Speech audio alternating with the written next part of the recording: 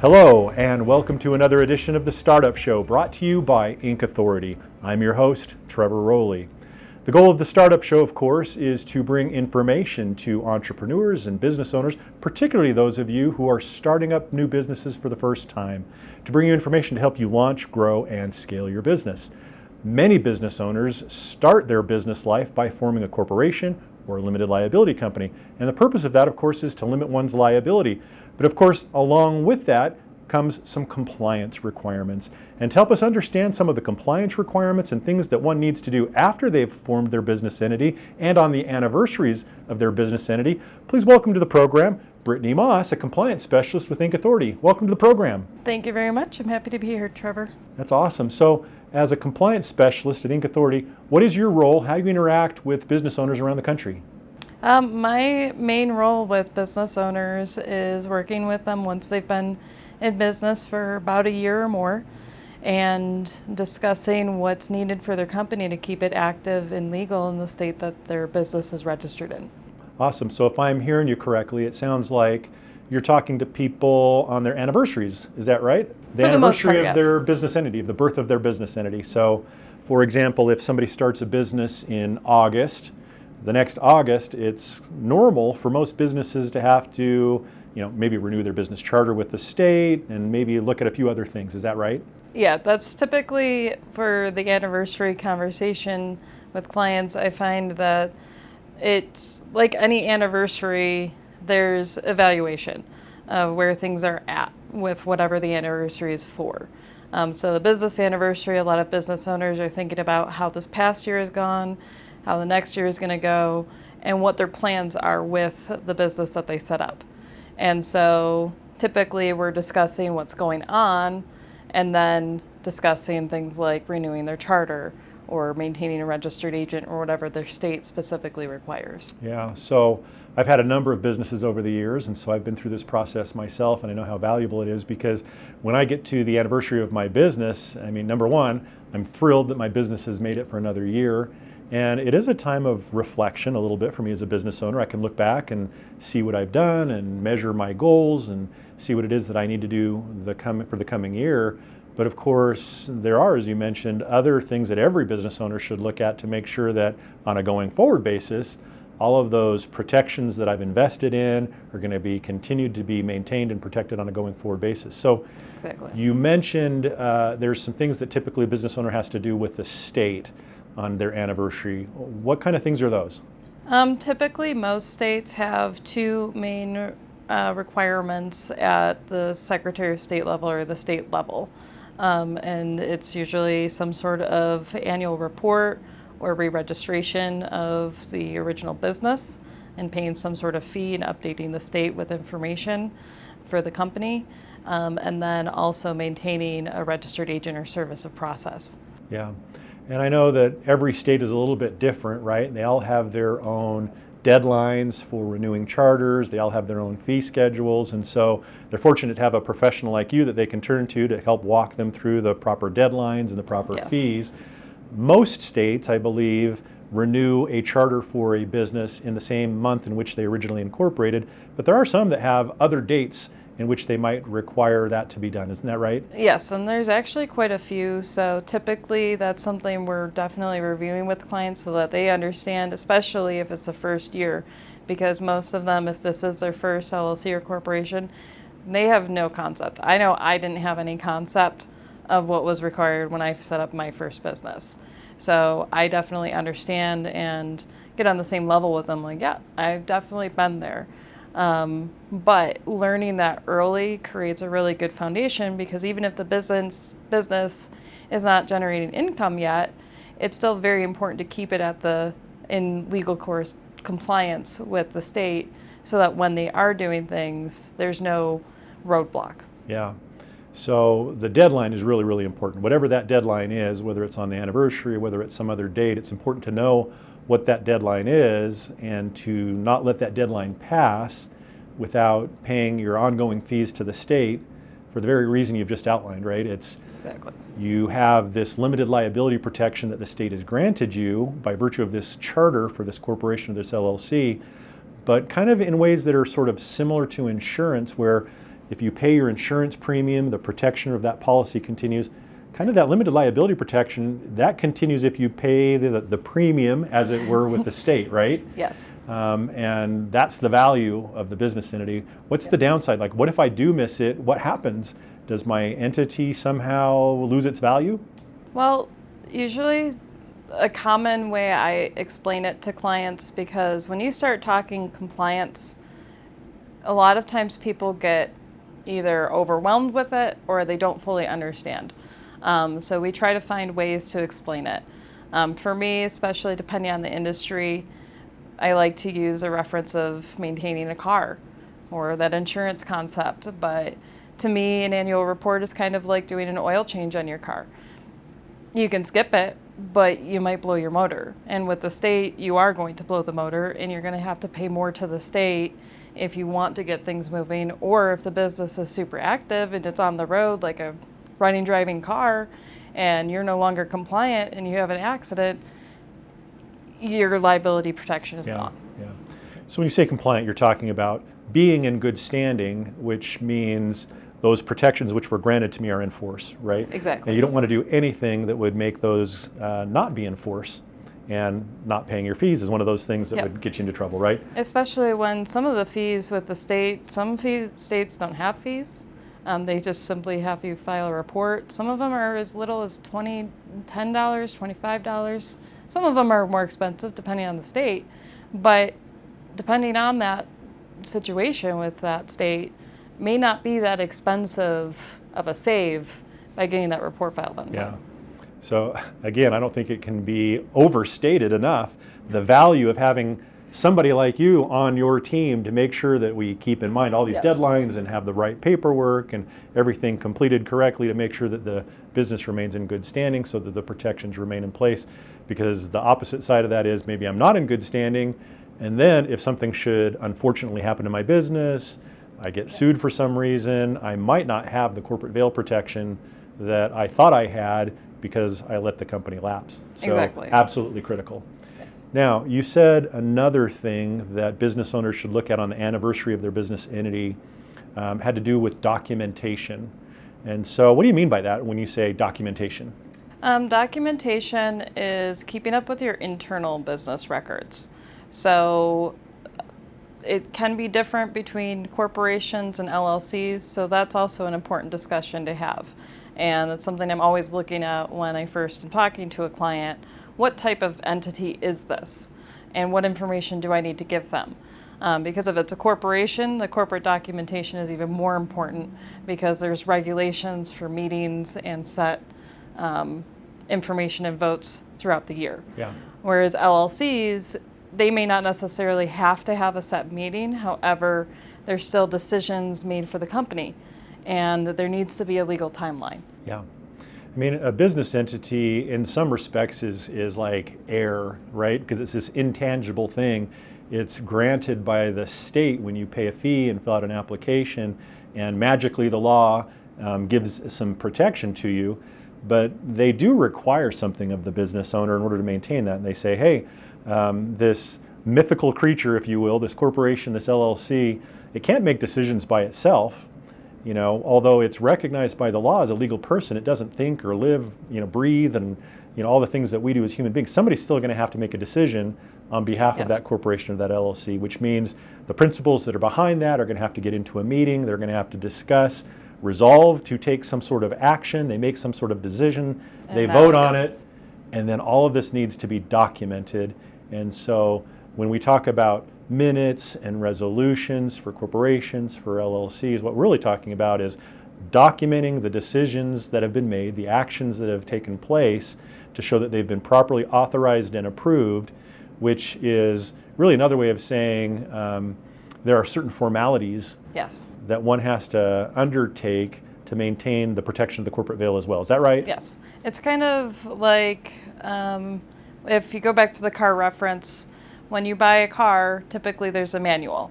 And in the manual, there is a guide on maintenance over the lifespan, or the common lifespan of the car, usually going up to at least 150,000, 200,000 plus miles.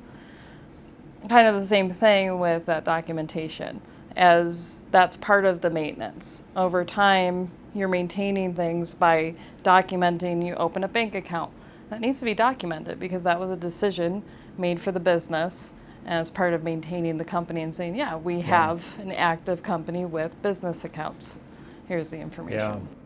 Yeah. Also in my experience, I know I don't love to have to sit in meetings. I certainly don't like to have to record what happened in the meetings. And I think most business owners are like me. We want to spend our time being creative and actually, making money in our business. So it's not our strength. I imagine as you talk to people who are renewing their business entity, you find out that a lot of people have failed to do this. Yeah, most people have no idea about it. I mean, I've been there before too. I had no idea what an annual meeting was. I had heard of the term minutes and resolutions and had a concept that I knew it was business paperwork, but I didn't fully understand how important it is for the legal separation and making sure that that is getting taken care of. Yeah. So fortunately for those who don't want to spend the time to learn how to prepare all of those on their own, that's something that you can help people with, yes? 100%. Part of the registered agent services that we do offer also can include comprehensive support for the business from our legal department, where they're actually drafting the paperwork, educating clients too, because some of our clients will opt for that extra support, learn what they need to, and then after that they maintain everything on their own. Or others, they say, yeah, I want to be creative. I have a music business. Do all the boring stuff that I don't want to do, please. Yes. Again, the concept that we've talked about many times on this program of building a team around the business owner so the business owner can focus his time and attention on what's truly important, which is the business itself, and letting the team members take care of some of these other minutiae, which are really, really important and need to be taken care of, such as documenting all of the decisions that have been made, making sure that your filings with the state have been taken care of.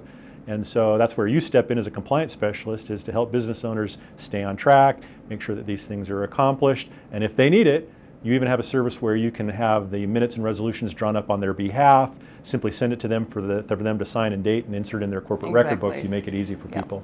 Easy peasy. Now, you mentioned something there earlier I want to go back to, really, really important. In fact, you've mentioned it a couple of times.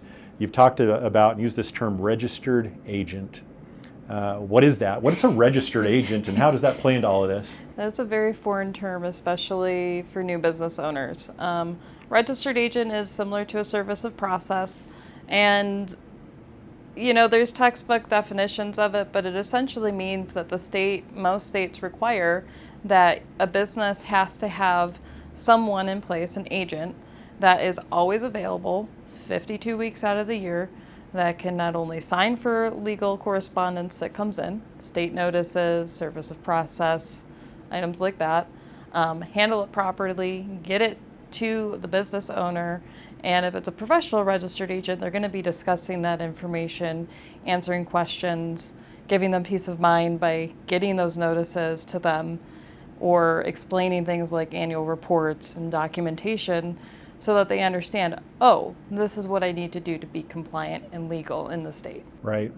So as I understand it, as individual states are writing their law pertaining to corporations and LLCs, they've written into the law this requirement to have a registered agent, some third party who is able to receive that legal correspondence, service of process, et cetera.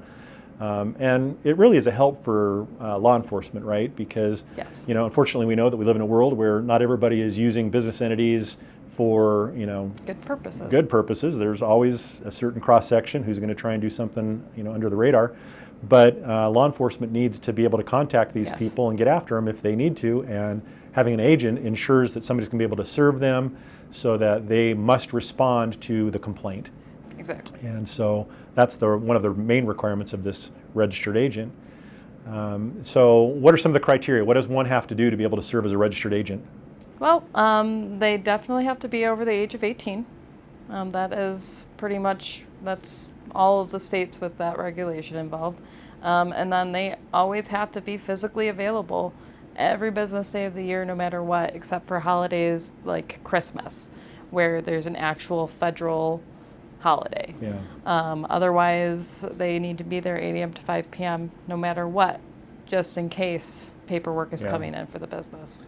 So if it's an individual, it has to be... And in the state. Yeah. If it's an individual, it has to be somebody 18 years of age or over. Yep. They have to live in the state where Yes. the business entity is registered. And it could be a corporation or an LLC or some other type of entity that acts as the agent, but also that entity has to be located within the state where the entity Yes. it's representing is registered. Exactly. What if a business is registered in more than one state? So every single state will still require having a registered agent. So a lot of times that's usually what's called a foreign filing, where you have the home state and then you're spreading out from there to whatever states you are conducting business in. Each of those states are going to require that you find a registered agent. And, the issue there can be that in one of those states, you can be your own registered agent.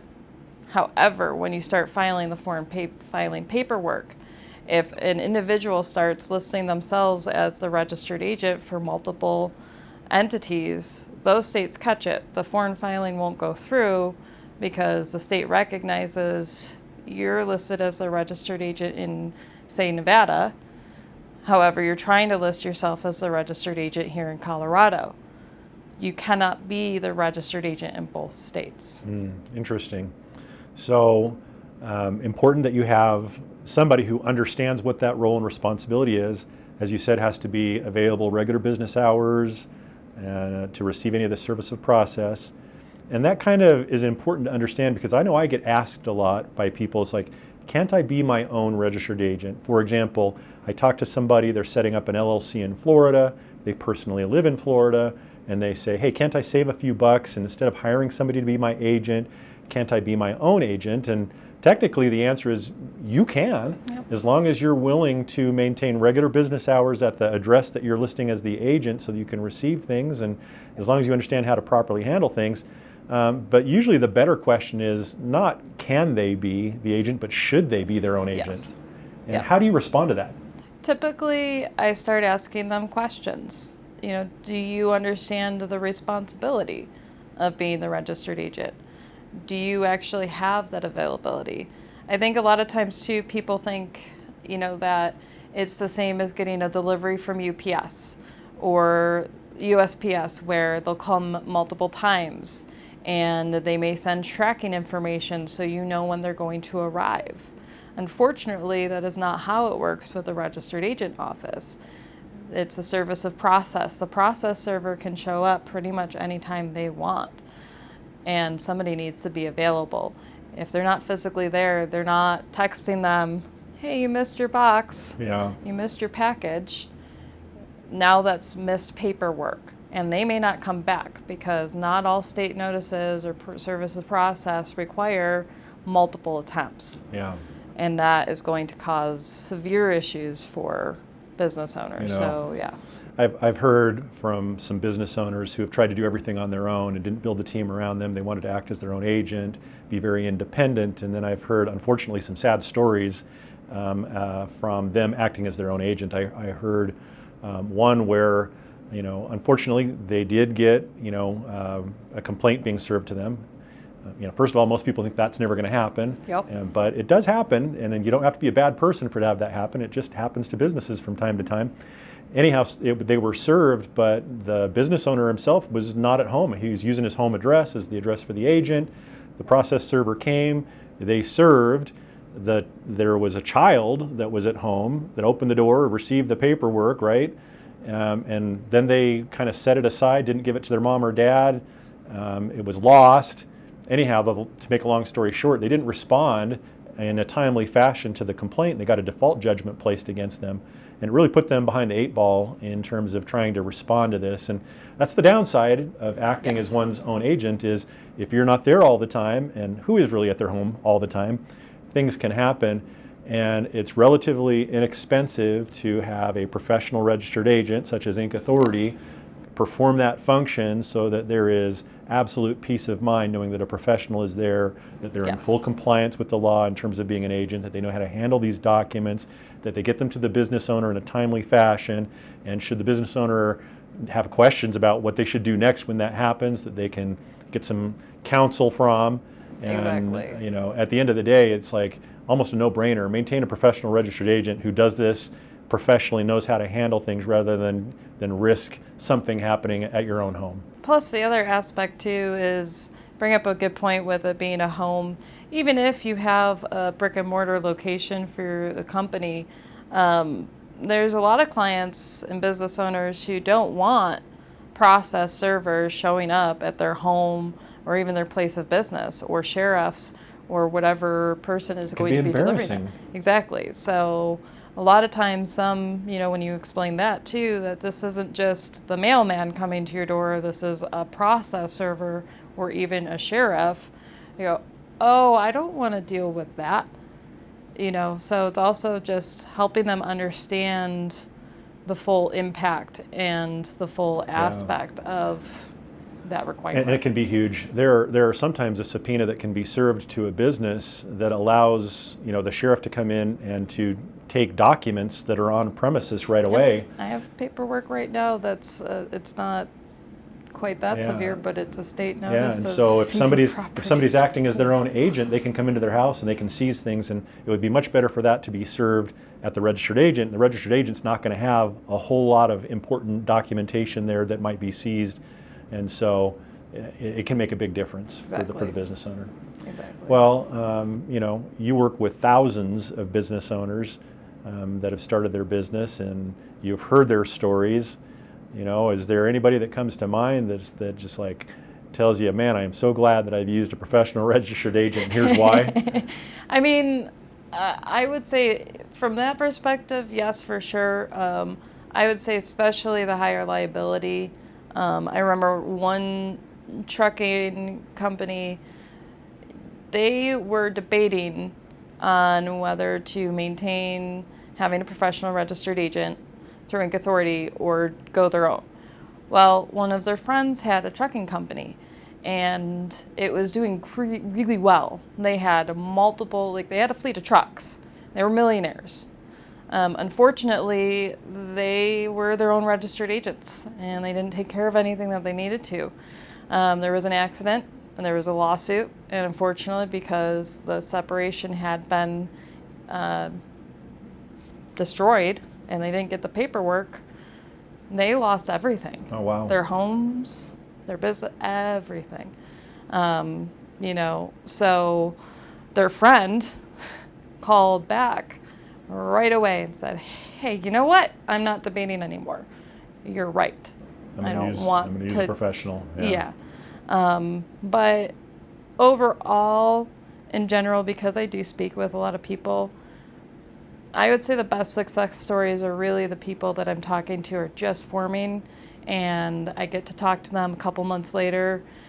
Even if they didn't fully understand everything that I explained, because it's a lot of information. I make it clear, if you have questions, call me back, because you probably will. And when they call back and things are going okay and they're processing what we explained and now they're getting stuff taken care of, and just hearing the relief and the joy that they're like, okay, I can do this. It's very empowering to be able to help people with that. Yeah, that's incredible. Well, thank you for joining us today, Brittany. You've sure brought a lot of light and information to this process. I'm sure there's a lot of business owners that are out there that are maybe coming up on their first anniversary with their business and wondering what it is that they have to look at. And I think you've summarized it quite clearly that there are a few things they need to do. You need to look at their state registrations. They need to look and make sure that anything that they've made in terms of decisions and actions that they've taken have been properly authorized and documented. That they make that decision between being their own agent and using a professional registered agent. It sounds like having a professional registered agent is the way to go. There's a few other things. I don't be my own registered agent anymore. That's what I know. Obviously there's a few other things that a business owner should look at, like if the state they're in has a franchise tax, there's tax returns. All those sorts of things are things that a business owner should look at every year to make sure that everything is in order and that their protections are going to take place and continue on going forward. So appreciate you sharing all that information with us. And if you would like to talk to Brittany or any of our other compliance specialists at Inc. Authority about your situation, about your business entity, about renewals, about processes and what they should look at their anniversary, please give them a call at Inc. Authority. They'd be happy to help you. Of course, please hit the subscribe button, here so that you don't miss any of our future content. We're happy to bring this to you and look forward to seeing you again at our next episode. And so, until next time, this is Trevor Rowley on behalf of Inc. Authority and the Startup Show saying goodbye and good luck.